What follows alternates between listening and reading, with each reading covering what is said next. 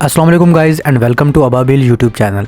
दोस्तों, जनवरी के पहले हफ्ते में जैसे ही ये रिपोर्ट्स सामने आई कि सऊदी वजारत दफ़ा पाकिस्तानी J-17 फाइटर तैयारों की ख़रीदारी पर गौर कर रही है, दफ़ाई हलकों में एक नई बहस ने जन्म ले लिया है। बताया जा रहा है कि ये मुमकिन मुआहदा तकरीबन 4 से 6 अरब डॉलर मालियत का हो सकता है, और अगर वाकई ये डील मुकम्मल हो जाती है तो ये सऊदी अरब की तारीख में पहली मरतबा होगा कि वो नॉन वेस्टर्न फाइटर एयरक्राफ्ट बड़े पैमाने पर अपनी फ़ज़ाइया में शामिल करेगा। यही वजह है कि यह मामला सिर्फ एक ख़रीदारी नहीं बल्कि एक स्ट्रेटेजिक शिफ्ट समझा जा रहा है। अगर J-17 वाकई रॉयल सऊदी एयर फोर्स में शामिल होता है तो सबसे बड़ा सवाल ये होगा कि इसका किरदार क्या होगा और ये मौजूदा सऊदी फाइटर फ्लीट के मुकाबले में कहाँ खड़ा नज़र आएगा।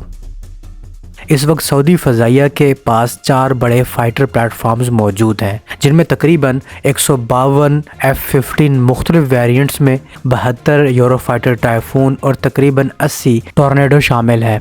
इन सब में सबसे जदीद और ताकतवर त्यारा F-15SA समझा जाता है, जिसे वाज़े तौर पर 4+ जनरेशन फ़ाइटर की कैटेगरी में रखा जाता है। F-15SA की ख़ास बात यह है कि इसमें वो टेक्नोलॉजीज़ शामिल की गई हैं जो पहले अमेरिका के 5th जनरेशन फ़ाइटर प्रोग्राम्स के लिए तैयार की गई थी। और दिलचस्प बात यह है कि बिल्कुल इसी तरह J-17 ब्लॉक 3 में भी चीन के J-20 5th generation stealth fighter से कई एडवांस टेक्नोलॉजीज़ हासिल करता है। आज के दौर में चीन और अमेरिका वो वाहिद मुमालिक है जिनके पास बड़ी तादाद में इंडिजिनस 5th जनरेशन फाइटर्स मौजूद हैं, और यही दो मुमालिक 6th जनरेशन फाइटर्स की दौड़ में भी असल हरीफ समझे जाते हैं। अंदाज़ों के मुताबिक चीन का 6th जनरेशन फाइटर अमेरिका से 3 से 6 साल पहले यानी 2030 की दहाई के शुरू में सर्विस में आ सकता है।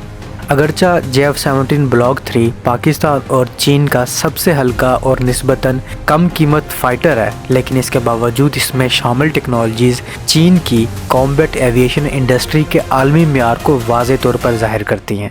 इसका avionic suit, cockpit layout, controls और डिस्प्लेज हैरत अंगेज़ हद तक J-20 से मिलते जुलते हैं। इसके हेलमेट माउंटेड डिस्प्ले, इसके हेड्स अप डिस्प्ले इतने एडवांस्ड हैं कि बाज़ हवालों से ये इब्तदाई 5th जनरेशन फ़ाइटर्स जैसे F-22 से भी आगे नज़र आते हैं। यही एडवांस डिस्प्लेज इसे जदीद एयर टू एयर और एयर टू ग्राउंड वेपन्स को ज़्यादा मौसर तरीके से इस्तेमाल करने की सलाहियत देते हैं। J-17 ब्लॉक 3 के एयर फ्रेम में इस्तेमाल होने वाले कंपोजिट मटीरियल्स भी बड़े हद तक उन एडवांसेस का नतीजा है जो J-20 की डेवलपमेंट के दौरान हासिल की गई। इसके अलावा इसका ऐसा रेडार यानी कि active electronical scanned array radar और मॉडर्न डाटा लिंक्स भी 5th जनरेशन लेवल की टेक्नोलॉजीज़ के करीब समझे जाते हैं, जो इसे मालूमाती बर्तरी यानी इंफॉर्मेशन डोमिनेंस फ्राहम करते हैं। यही वो शोबे हैं जो जदीद फ़ज़ाई जंग का फ़ैसला होता है। सबसे अहम पहलू इसके हथियार है। J-17 ब्लॉक 3 वही एयर टू एयर मिसाइल्स इस्तेमाल करता है जो J-20 के पास है, यानी PL-15 और PL-10। PL-15 एक long range active radar guided missile है, जबकि PL-10 एक इंतहाई जदीद infrared guided high of बोरसाइट missile है। ये दोनों मिसाइल सऊदी फ़ज़ाइया के तकरीबन तमाम मौजूद तैयारों पर वाज़े बरतरी रखते हैं।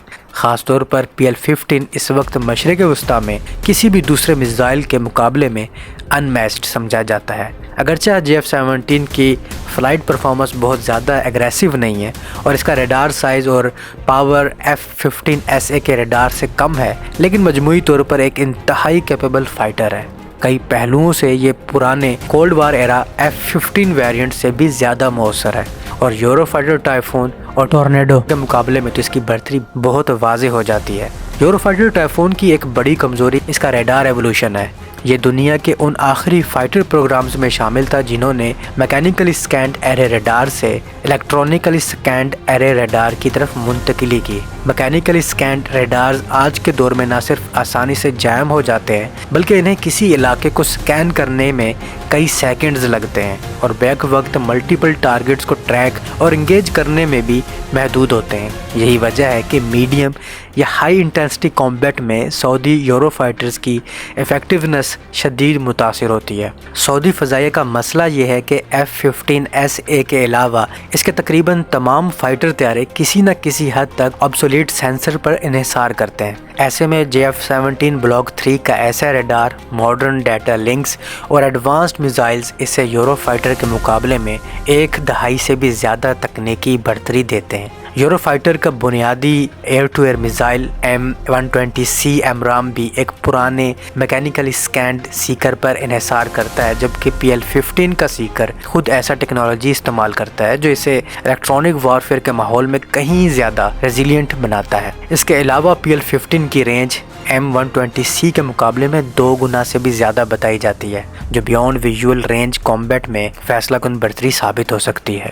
جدید فضائی جنگ میں اکثر لڑائی اسی مرحلے پر ختم ہو جاتی ہے، اس سے پہلے کہ دشمن ایک دوسرے کو آنکھ سے دیکھ سکیں۔ ایک اور بڑا فائدہ JF-17 بلاک 3 کی مینٹیننس اینڈ سسٹینمنٹ کاسٹ ہے، جس کا مطلب یہ ہے کہ اسے زیادہ ہائی اویلیبلٹی ریٹس پر رکھا جا سکتا ہے۔ اس کے برعکس یورو فائٹر کی مینٹیننس ہمیشہ ایک مسئلہ رہی ہے، یہاں تک کہ برطانیہ اور جرمنی جیسے ممالک جو اس پروگرام کے مرکزی شراکت دار ہیں خود بھی اپنے فلیٹس کو مکمل آپریشنل رکھنے میں مشکلات کا شکار رہے ہیں۔ اگر سعودی عرب یورو فائٹر کو ریٹائر کر کے JF-17 بلاک 3 شامل کرتا ہے تو اسے نہ صرف آپریشنل بلکہ مالی فوائد بھی حاصل ہو سکتے ہیں۔ سسٹینمنٹ کاسٹ میں بڑی بچت کی بدولت رائل سعودی ایئر فورس اپنے بجٹ پر دباؤ ڈالے بغیر مزید اسکواڈرنز شامل کر سکتی ہے، جس سے مجموعی ایئر ڈیفنس کیپیبلٹی میں نمایاں اضافہ ہوگا۔ اگرچہ خلیجی ممالک میں فائٹر پریکیورمنٹ ہمیشہ سیاسی عوامل سے بھی گہرے طور پر جڑی رہی ہیں، لیکن بدلتے ہوئے گلوبل پاور ڈائنامکس کے باعث JF-17 جیسے پلیٹ فارم کو سیاسی اور اسٹریٹجک وجوہات کی بنا پر بھی ترجیح دی جا سکتی ہے۔ نان ویسٹرن آرمامنٹس پر انحصار بڑھانے سے نہ صرف اوور ریلائنس کم ہوتی ہے بلکہ آپریشنز میں وہ آٹونومی بھی حاصل ہوتی ہے جو اکثر ویسٹرن فائٹرز کے ساتھ ممکن نہیں ہوتی۔ اس لیے اگر سعودی عرب واقعی JF-17 بلاک 3 کو اپنے بیڑے میں شامل کرتا ہے تو یہ صرف ایک نیا فائٹر نہیں ہوگا، بلکہ یہ سعودی فضائی حکمت عملی میں ایک بنیادی تبدیلی کی علامت ہو سکتی ہے، جو آنے والے برسوں میں پورے خطے کی ایئر پاور بیلنس کو متاثر کر سکتی ہے۔ اور ایسے میں اس فیصلے کا اثرات صرف سعودی عرب تک محدود نہیں رہیں گے، بلکہ میڈل ایسٹ کے اسٹریٹجک ایئر بیلنس پر اس کے گہرے اثرات مرتب ہو سکتے ہیں۔ اگر JF-17 بلاک 3 جیسے پلیٹ فارم کو بڑی تعداد میں شامل کیا جاتا ہے تو یہ خطے میں پہلی بار ہوگا کہ ایک خلیجی طاقت جدید Chinese origin combat aviation ecosystem کو باقاعدہ آپریشنل ڈاکٹرین کا حصہ بنائے گی۔ اس کے نتیجے میں ٹریننگ، لاجسٹکس، ویپنز انٹیگریشن اور حتیٰ کہ کمانڈ اینڈ کنٹرول کے شعبوں میں بھی نمایاں تبدیلیاں دیکھنے کو مل سکتی ہیں۔ JF-17 بلاک 3 کا سب سے بڑا اسٹریٹجک فائدہ یہ ہے کہ یہ ایک network centric warfare platform کے طور پر آپریٹ کرنے کی صلاحیت رکھتا ہے۔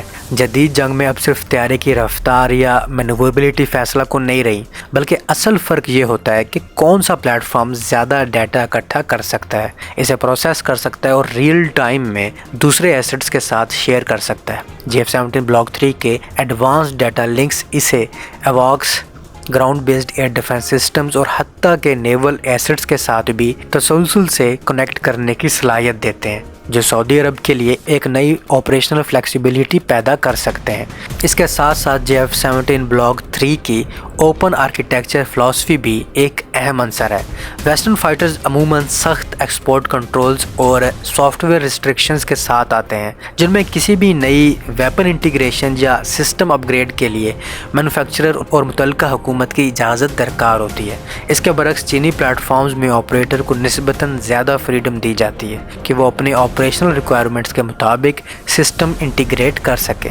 یہی اٹانومی مستقبل میں سعودی عرب کو تھرڈ پارٹی انٹیگریشن یا انڈیجینس ویپن ڈیولپمنٹ کی طرف بھی لے جا سکتی ہے۔ ایک اور اہم پہلو الیکٹرانک وارفیئر انوائرمنٹ کا بھی ہے۔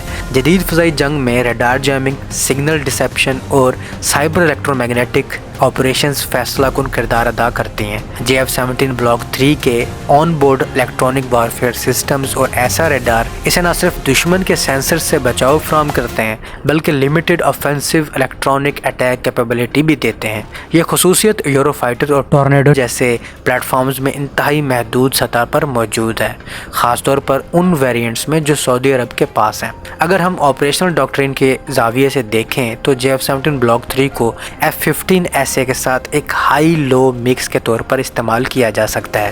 F-15SA اپنی بڑی ریڈار اپرچر، ہیوی پے لوڈ اور لانگ انڈیورنس کے باعث کمانڈ فائٹر یا میزائل ٹرک کے طور پر کام کر سکتا ہے، جبکہ JF-17 بلاک 3 فارورڈ ڈپلائڈ ہو کر سینسرز اور شوٹرز کے طور پر آپریٹ کر سکتا ہے۔ اسی طرح PL-15 جیسے لانگ رینج میزائلز کو ایسے ٹارگٹس پر بھی لانچ کیا جا سکتا ہے جو JF-17 کے ریڈار کی ڈائریکٹ ڈیٹیکشن رینج سے باہر ہوں لیکن نیٹ ورک کے ذریعے ٹریک ہو رہے ہوں۔ یہ کانسیپٹ مستقبل کی فضائی جنگ کا بنیادی ستون سمجھا جاتا ہے، اور اسی کانسیپٹ کو پاکستان نے انڈیا کے ساتھ مئی کی وار میں استعمال کیا تھا۔ اگر سعودی عرب اس سمت میں جاتا ہے تو یہ اس کی فضائی حکمت عملی کو ایک ماڈرن ڈاکٹرینل فریم ورک میں لے آئے گا۔ اقتصادی پہلو بھی نظر انداز نہیں کیے جا سکتے۔ JF-17 بلاک 3 کی یونٹ کاسٹ اور life cycle cost western fighters کے مقابلے میں کہیں کم ہے۔ اس کا مطلب یہ ہے کہ سعودی ایئر فورس نہ صرف زیادہ ایئر کرافٹ افورڈ کر سکتی ہے بلکہ انہیں زیادہ فلائنگ آورز بھی دے سکتی ہے، اور زیادہ فلائنگ آورز کا براہ راست مطلب بہتر پائلٹ پروفیشنسی اور کامبیٹ ریڈینس ہے، جو کسی بھی ایئر فورس کی اصل طاقت ہوتی ہے۔ اس کے برعکس ایکسپینسو ویسٹرن فائٹرز اکثر بجٹ کی پابندیوں کے باعث محدود ٹریننگ پر مجبور ہو جاتے ہیں۔ سیاسی طور پر یہ فیصلہ سعودی عرب کے فارن پالیسی سگنلنگ کے طور پر بھی دیکھا جا سکتا ہے۔ چین کے ساتھ ڈیفنس کوآپریشن میں اضافہ سعودی لیڈرشپ کو ایک اسٹریٹجک ہیج فراہم کرتا ہے، جس کے ذریعے وہ مستقبل میں کسی بھی جیو پولیٹیکل پریشر کا مقابلہ زیادہ آزادی کے ساتھ کر سکے۔ یہ پیغام بھی جائے گا کہ سعودی عرب اب صرف ایک سپلائر پر انحصار کرنے کے بجائے ملٹی ویکٹر ڈیفنس پارٹنرشپس کی طرف بڑھ رہا ہے۔ علاقائی سطح پر اس کے اثرات دیگر گلف اسٹیٹس پر بھی پڑ سکتے ہیں۔ اگر JF-17 بلاک 3 واقعی سعودی ایئر فورس میں مؤثر ثابت ہوتا ہے تو دوسرے ممالک بھی چائنیز فائٹرز یا چائنیز ویپن سسٹمز کی طرف متوجہ ہو سکتے ہیں۔ اس سے مڈل ایسٹ میں ویسٹرن مونوپولی کمزور ہو سکتی ہے اور ڈیفنس مارکیٹ میں ایک نیا کمپیٹیٹو ڈائنامک پیدا ہو سکتا ہے۔ آخرکار یہ کہنا غلط نہیں ہوگا کہ JF-17 بلاک 3 کی ممکنہ شمولیت محض ایک ٹیکٹیکل اپ گریڈ نہیں بلکہ ایک اسٹریٹجک انفلیکشن پوائنٹ ثابت ہو سکتی ہے۔ یہ فیصلہ نہ صرف سعودی فضائیہ کی کامبیٹ کیپیبلٹیز کو نئی جہت دے سکتا ہے بلکہ آنے والے برسوں میں پورے خطے کی ایئر وارفیئر تھنکنگ کو بھی تبدیل کر سکتا ہے، جہاں برتری کا دار و مدار صرف طاقتور انجنز یا بڑے ایئر فریمز پر نہیں بلکہ انفارمیشن سپیریورٹی، الیکٹرانک ڈومیننس اور آپریشنل اٹانومی پر ہوگا۔ تو اب تک کے لیے اتنا ہی۔ امید ہے آپ کو یہ ویڈیو پسند آئی ہوگی۔ اگر آپ کو یہ ویڈیو پسند آئی ہے تو اپنے دوستوں کے ساتھ ضرور شیئر کیجیے گا اور کامنٹ سیکشن میں اپنی رائے کا اظہار بھی ضرور کیجیے گا۔ ملتا ہوں نئی ویڈیو میں۔ اللہ حافظ۔